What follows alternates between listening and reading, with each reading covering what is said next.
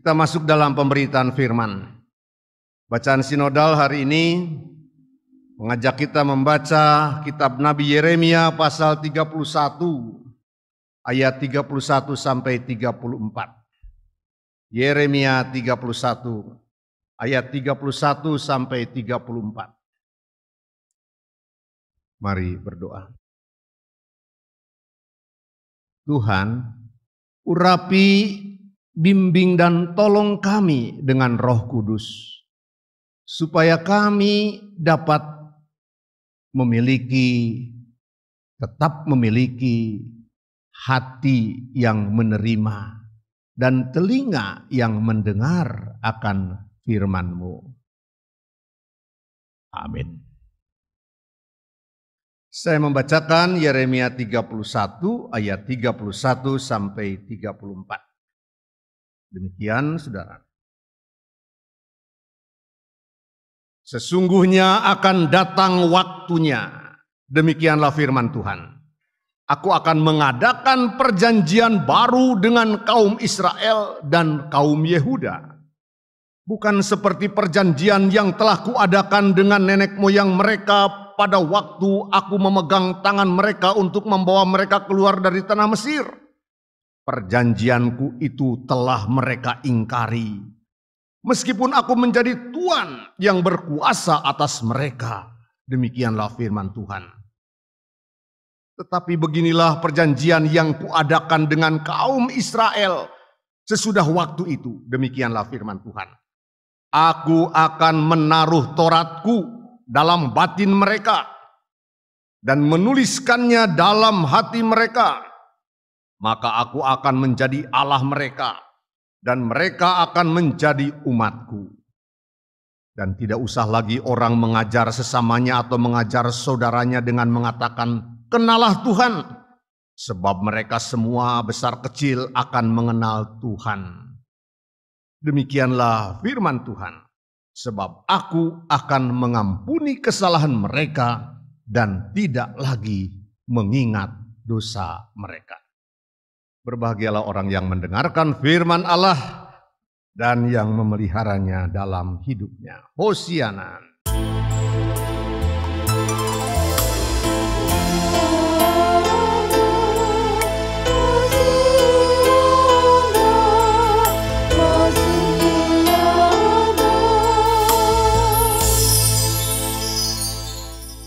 Salam saudara-saudaraku. Saudara, kita dalam Alkitab atau melalui Alkitab banyak mengenal nabi ya. Para nabi, Bapak Ibu Saudara, mereka memiliki kekhasan masing-masing, memiliki pergumulan, memiliki kesulitan masing-masing.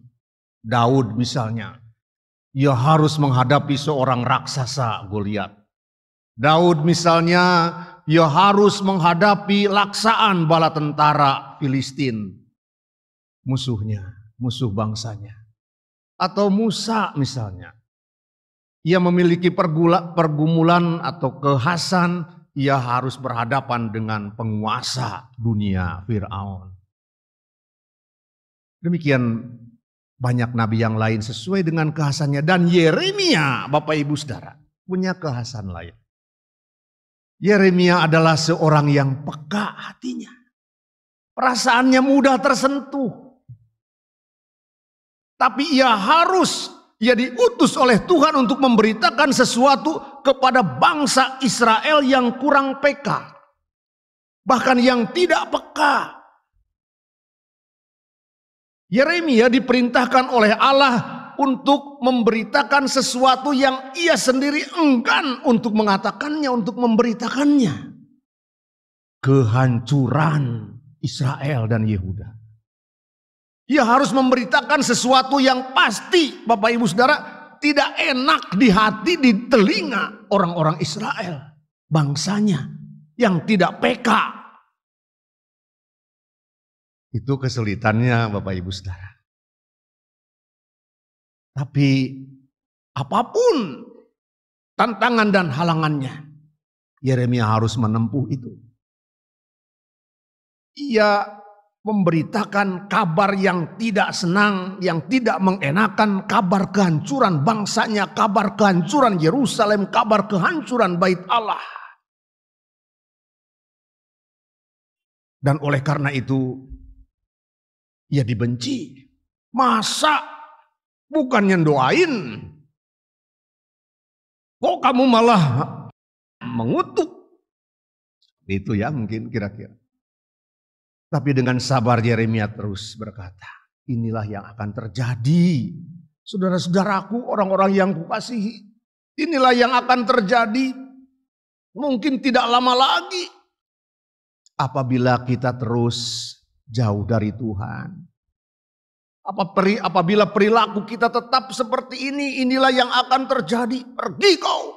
Mereka melemparinya, mereka mengusir. Itulah Yeremia, Bapak Ibu Saudara. Tapi tetap ia terus memberitakan suara kenabiannya kepada bangsanya. Saudara-saudaraku yang dikasihi Tuhan. Mengapa? Karena Yeremia yakin apa yang diberitakannya akan mengubah, akan menjadi berkah. Akan mengubah bangsanya, akan mengubah masyarakat ke arah kebaikan. Walaupun mungkin itu sesuatu yang tidak mereka enak untuk diterima, didengar. Saudara-saudara yang dikasihi Tuhan. Karena kata Yeremia, Allah itu adalah Allah yang adil. Dan Allah tidak main-main dengan keadilannya. Keadilan mengatakan yang salah harus mendapatkan sanksi dan hukuman. Tetapi Yeremia juga berkata, Allah yang adil itu juga adalah Allah yang mengasihi. Allah yang penuh kasih. Dan kasihnya juga tidak main-main. Kasihnya tidak biasa-biasa. Kasihnya bukan kasih yang setengah-setengah. Kasihnya adalah kasih yang tuntas. Itu yang dikatakan oleh Yeremia, Bapak Ibu Saudara. Dan ini penting untuk terus disampaikan kepada umat Israel dengan sabar. Bahwa Allah itu luar biasa adilnya. Tapi juga bahwa Allah itu luar biasa kasihnya. Saudara-saudara dalam Tuhan. Ini tema Alkitab kan. Dari awal sampai akhir. Allah berkata, aku menjadikan kamu. Allah berkata, aku mengasihi kamu, aku memelihara kamu. Allah berkata, aku menanti kamu kembali kepadaku.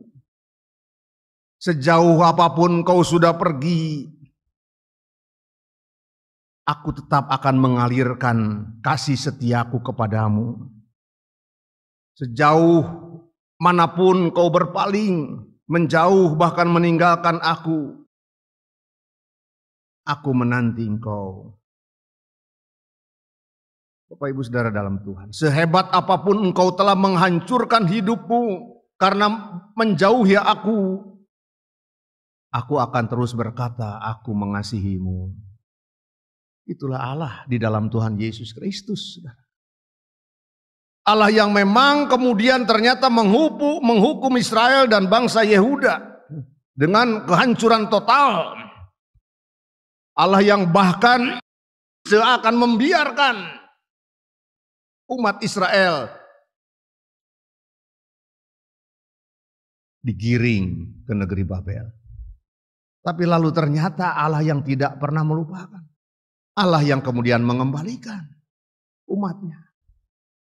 Saudara-saudara yang dikasihi Tuhan. Allah seperti itulah yang diberitakan oleh Yeremia diingatkan oleh Yeremia kepada bangsanya.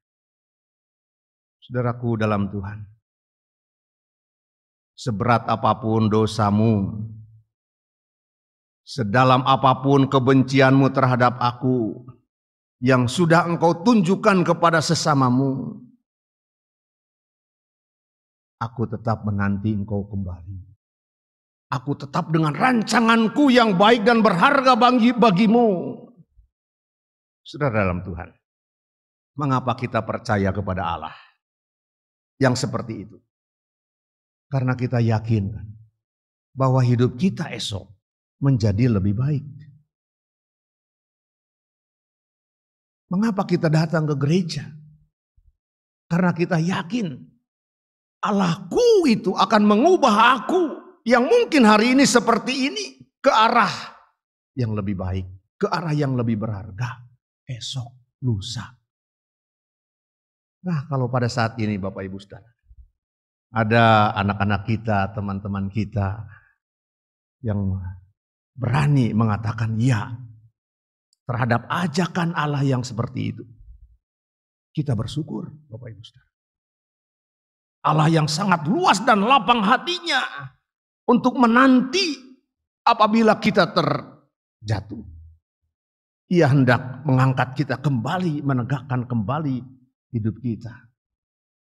Itulah anak-anakku, Allah yang diperkenalkan oleh gereja kepada kalian. Melalui kateksasi, melalui pembinaan.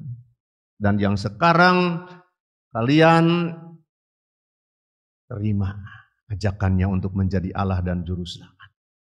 Tapi Allah yang baik dan sangat baik itu bukan berarti menjadikan kita orang-orang Kristen yang lemah, yang murahan.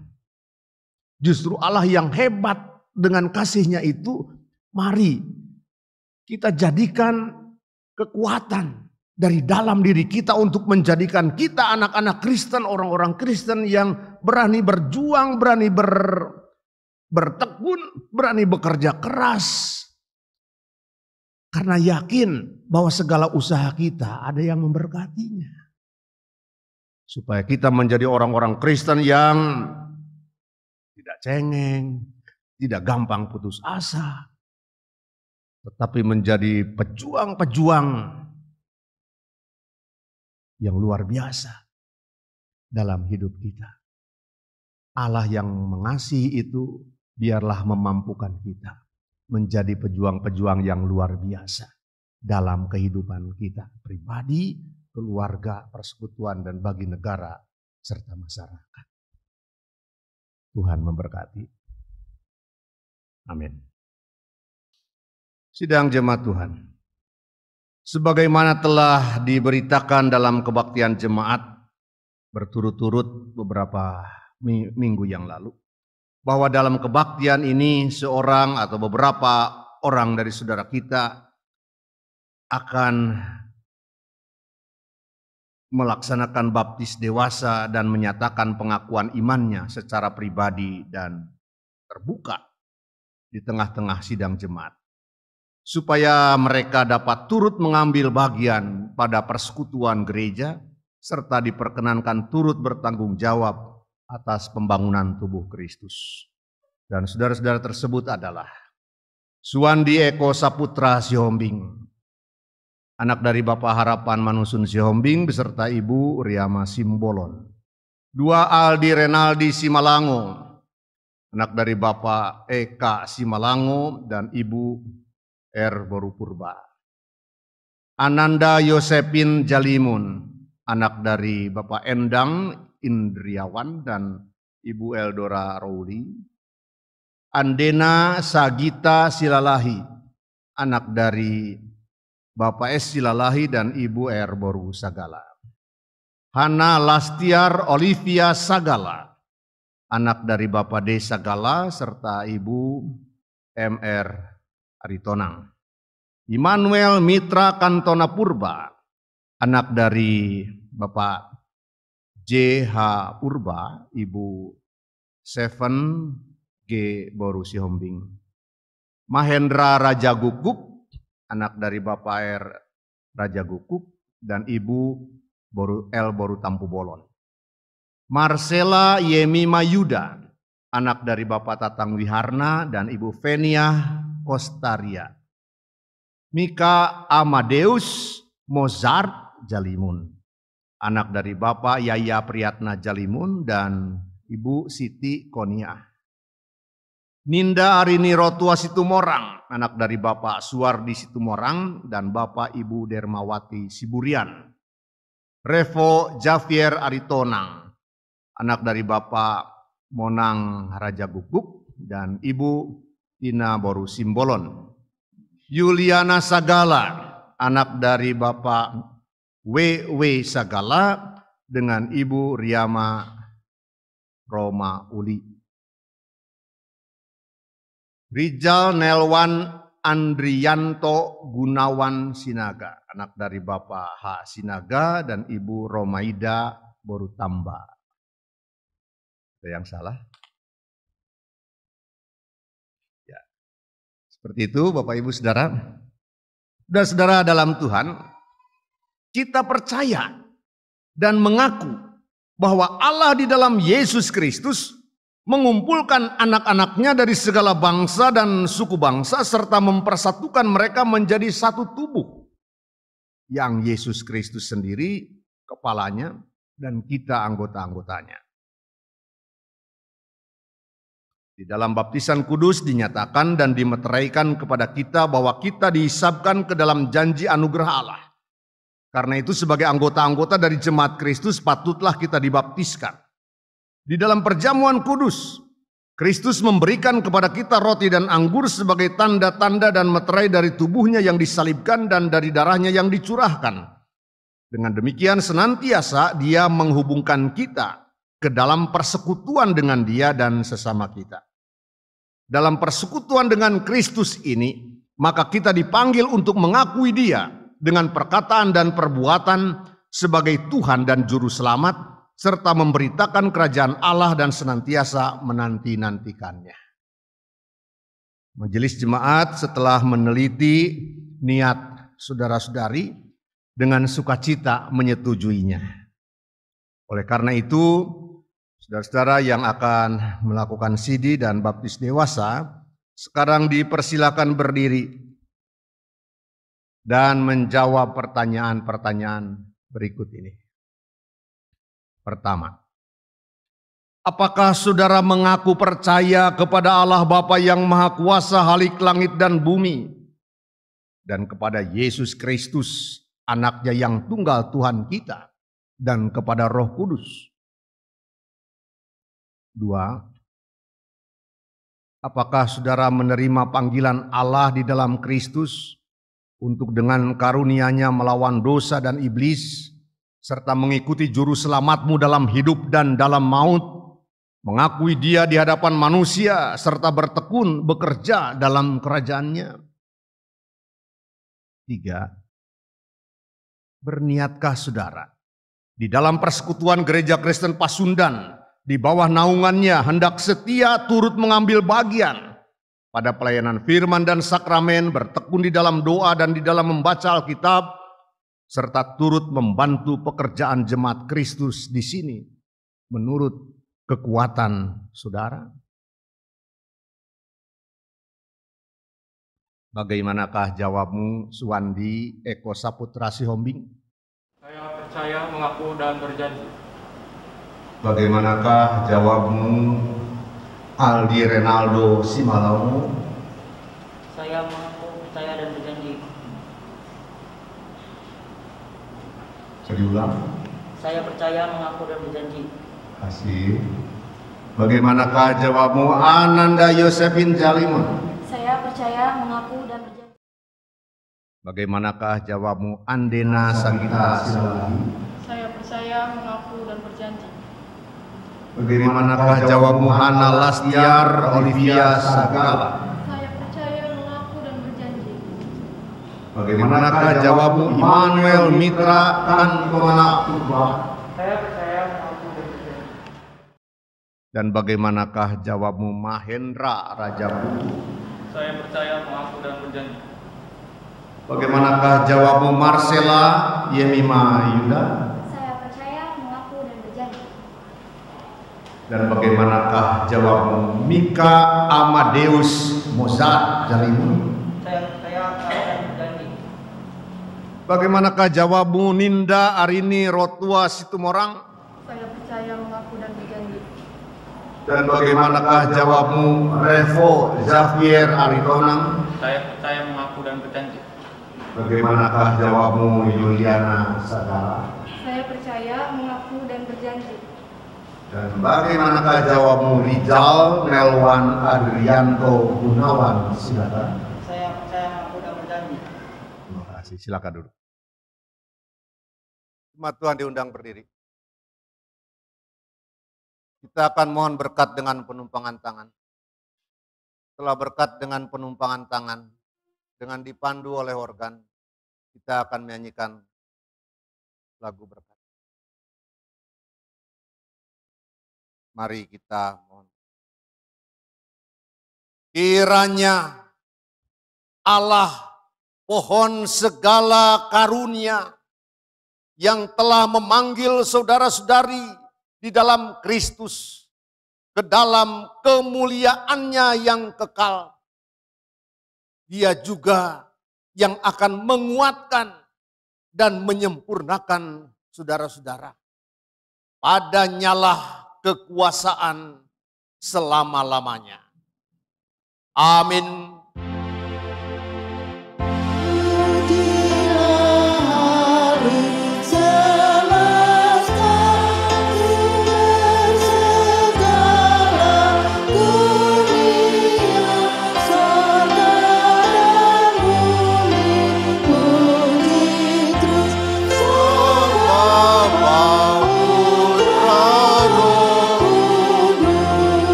Persilakan.